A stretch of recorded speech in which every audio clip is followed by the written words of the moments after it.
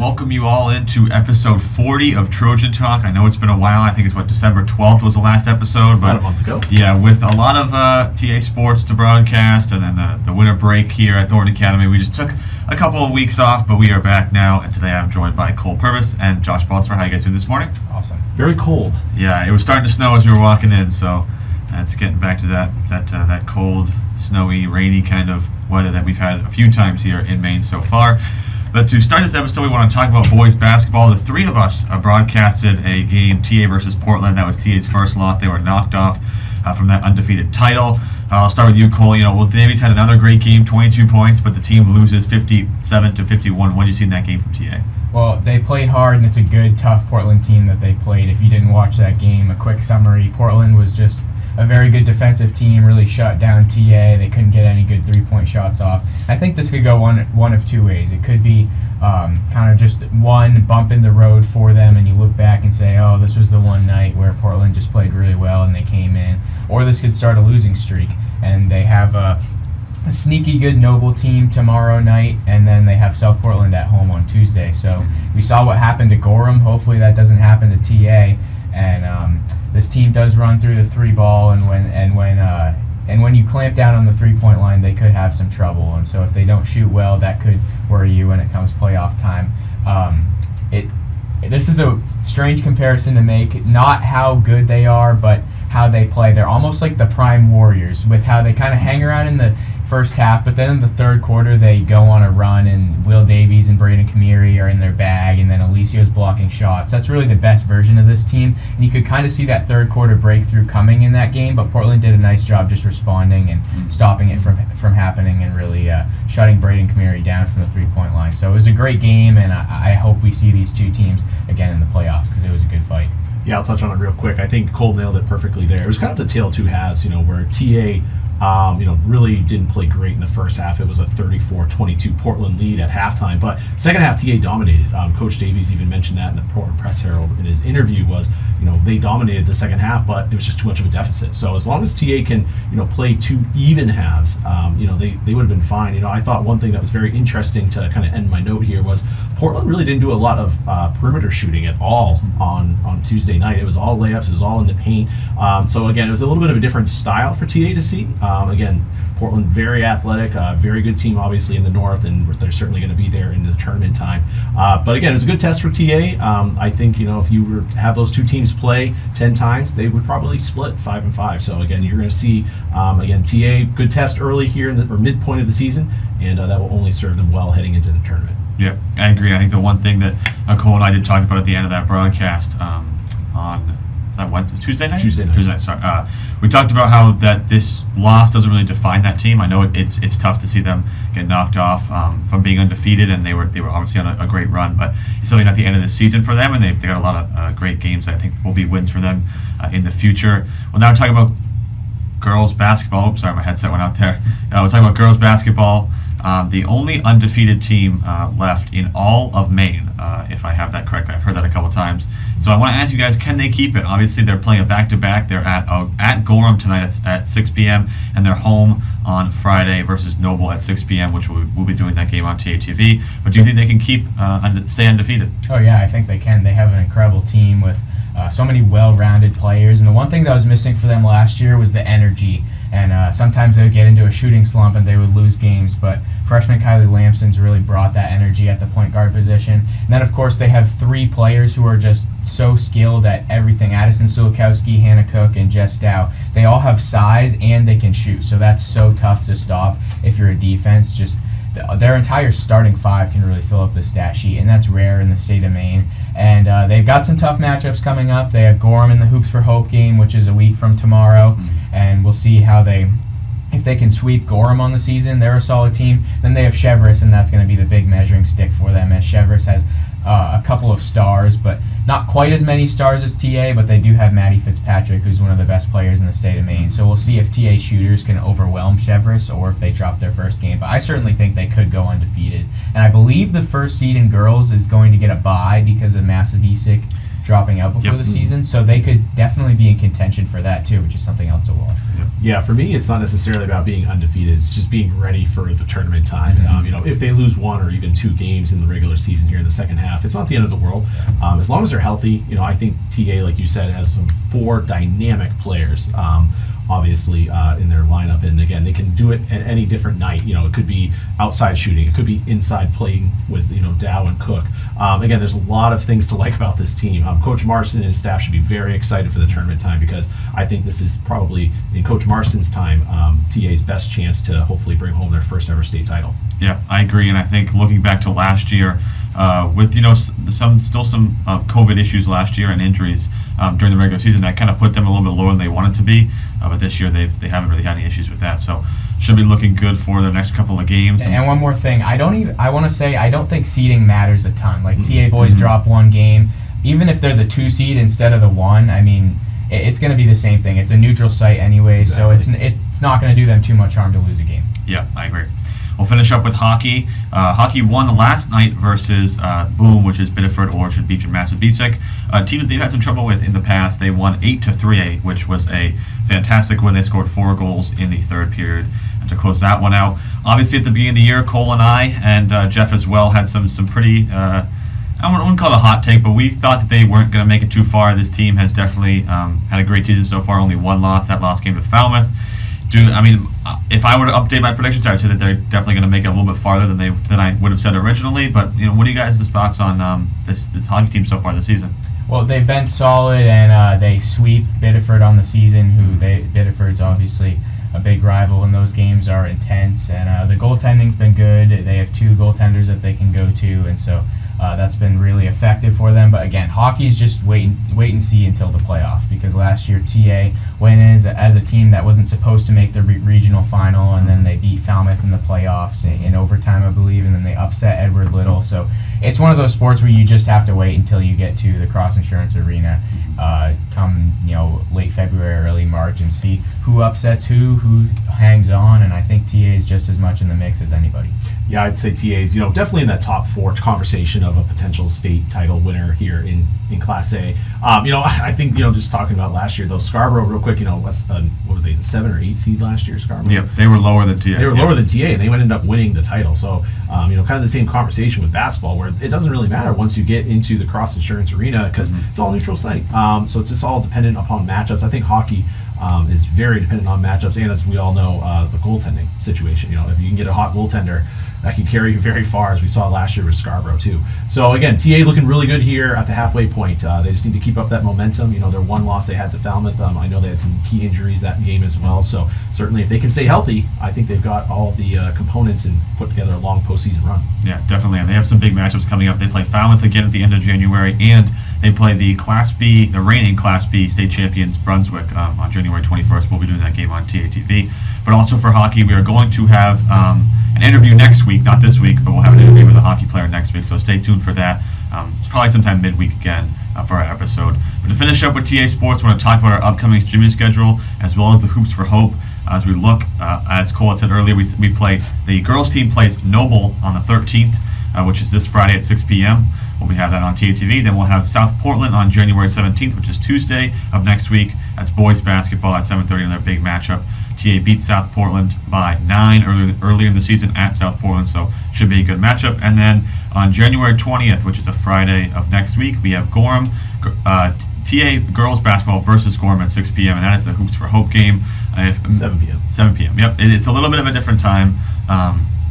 They also have the JV game at 5:30. If you don't know anything about the Hoops for Hope, it is an event put on. It's a game that the TA has played for, I can't even remember how many years it's been. It's been a while. Yeah, it's been a while. Basically, what happens is it's a big event. They do a raffle, lots of fun events and stuff, fan interaction, good stuff, to raise money for cancer awareness, and they raise an incredible amount of money every year. It's more than I can think off the top of my head, but I know it's a lot.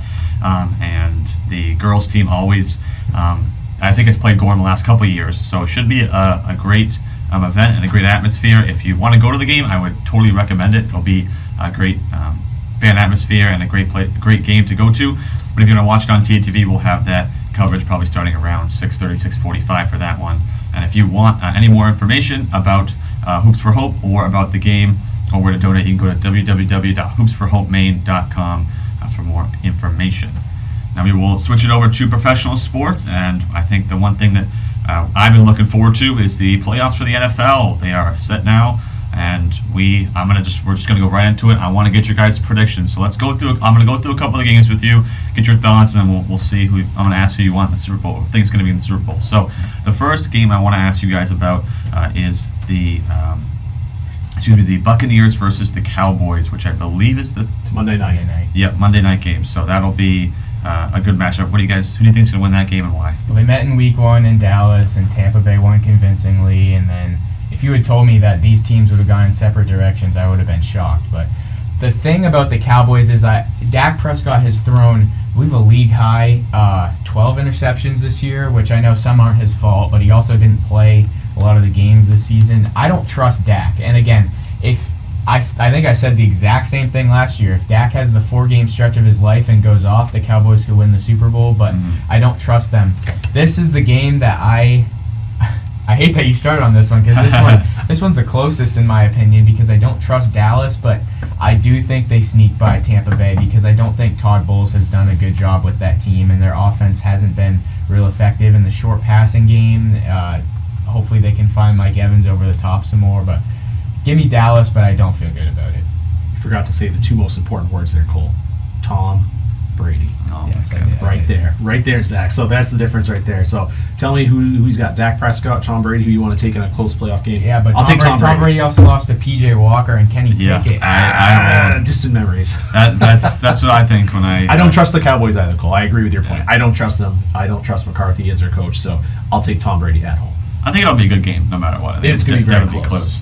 So a couple more that I just want to touch on. Obviously, I mean, I think to most of us, the 49ers Seattle Seahawks matchup is a pretty easy pick. I got the 49ers in that one. Same for the Bills and Dolphins with Tua Tagovailoa, and I think also Teddy Bridgewater both be out. Skylar Thompson Skylar starting. Thompson. So those seem to be Yikes. pretty easy matchups. But the ones that I have some questions on is the Chargers at the Jaguars, a 4-5 matchup in the AFC. What do you guys think about that one? That's a very exciting game. It'll be Saturday night, I believe. Yes. You got Al Michaels calling that game. Yeah. It goes back to NBC, so that'll be fun to watch. And you have Trevor Lawrence and Justin Herbert. Should be a good offensive matchup. Another real toss-up. I know everybody kind of in the NFL community has agreed on that this game is going to be fun. But I'm going to go with the Jaguars because I think they're a better coached team, and it'll be another letdown for the Chargers. I know they made the playoffs, but Staley's got all the talent in the world, and he's got to use it. And some guys got hurt. We'll see if Mike Williams can go. We'll see if Joey Bosa can go. But I think the Jaguars will pull off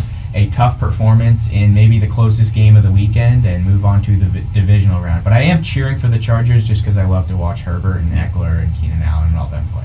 I'm going to go with the Jaguars simply because of what you said right there, Cole, was the Chargers last week played all their starters in a meaningless game. They were locked into the 5 seed no matter what happened. And then you go ahead and get Mike Williams and Joey Bosa hurt. It's like, I just don't know what Brandon Staley's thinking. And it just frustrated me seeing that and seeing guys get injured. I don't want to see anyone hurt.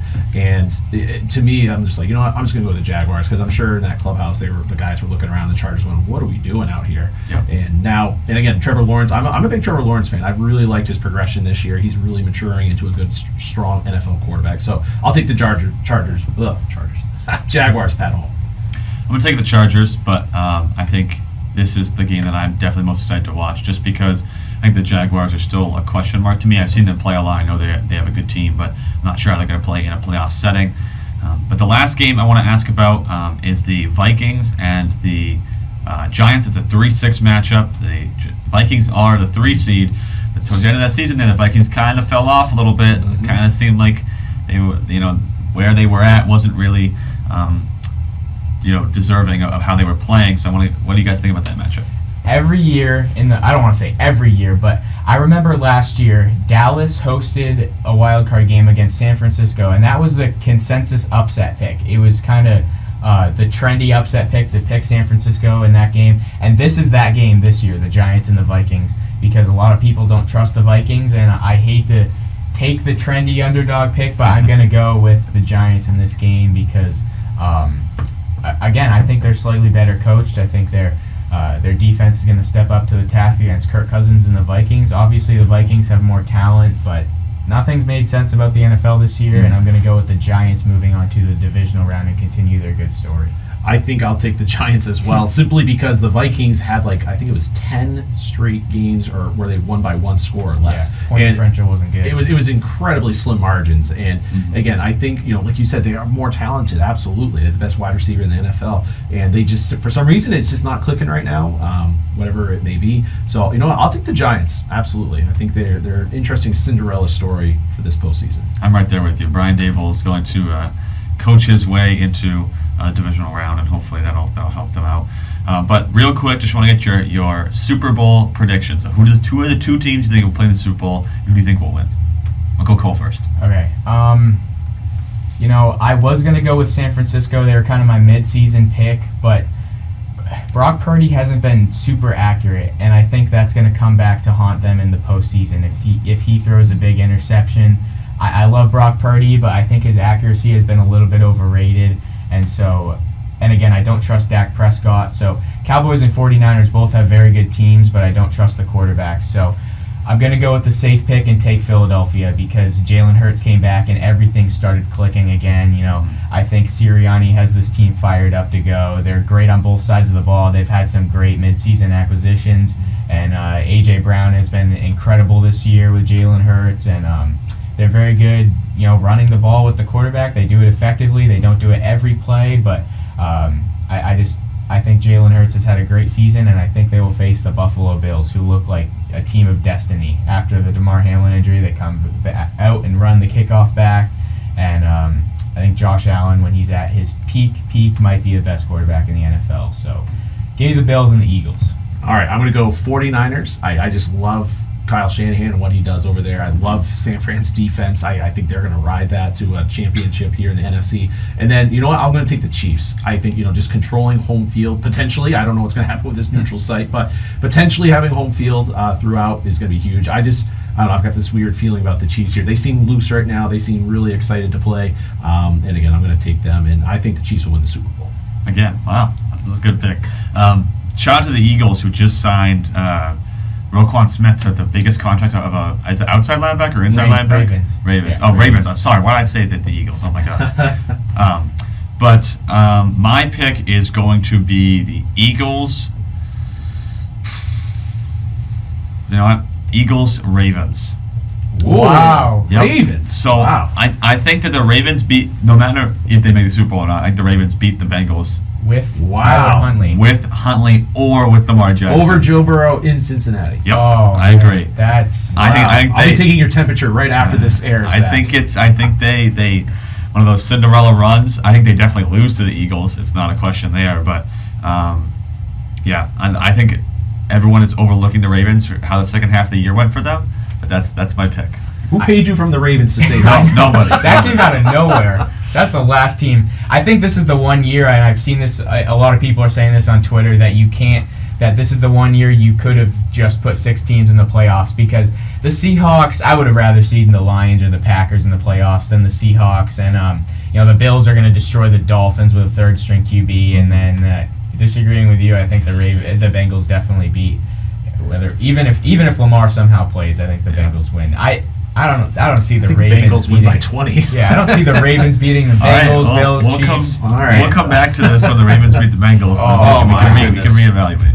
All right, we'll finish up with a couple of quick topics. The Celtics won last night, 124-112, but before that, they were having some struggles, and a lot of people were calling for Joe Mazzulla's job. I just want to ask you real quick, what do you guys think about Joe Mazzulla this year? I'm not a Celtics fan, but I think Joe Mazzulla has done a great job. I think they've had some shooting struggles. That's not Joe Mazzulla's fault. Yeah. I think he's great. Just listening to his press conferences, the way that he talks to the media, I think he's a very smart guy and very qualified for the job. So as a Celtics hater, even, I think Joe Mazzulla is a good coach. I think in the NBA, it's like the biggest league of just like a roller coaster season. You're going to have some highs, you're going to have some lows. And again, the Celtics are going through one of those lows. They were coming off like the holiday break, right around the holidays. It'd been a grind. The NBA season is so long. Oh my gosh. They gave up like 150 points to OKC. Yeah, I think they were just like tired. They're mentally just drained. It's tough. You're going to have those nights in the NBA. It's like loss. Again, they looked pretty good last night. I watched most of that game last night, and I know there's some stars out, like Zion didn't play for New Orleans, but still, I think it's such a long season. It's like you figure you got to be playing your best in like 5 months. It's like in May and then early June, hopefully. So again, it's a grind. So I'm not worried about the Celtics at all. Yep. And the last one, just more a fun question. So just hypothetically, think about this for me. If you were forced to listen to any Boston sports radio show, that could be something you listen to on the radio, you watch on TV, for 24 hours, and you couldn't do anything else. You just sit in a room and listen to it. You can't even watch it, you're just listening to it. Which would you choose and why? Oh, I know my pick. I'm not a big talk radio guy because they have to fill 3 hours, and so they just go down rabbit holes of stuff that doesn't really matter. That's why this would be very torturous. Yeah, it would. I saw this question and I'm like, that would be a great fantasy football last place punishment or something. Yeah. I don't know. This is such an unpopular opinion because everybody hates this guy, but I like Maz. I like listening to Maz. Okay.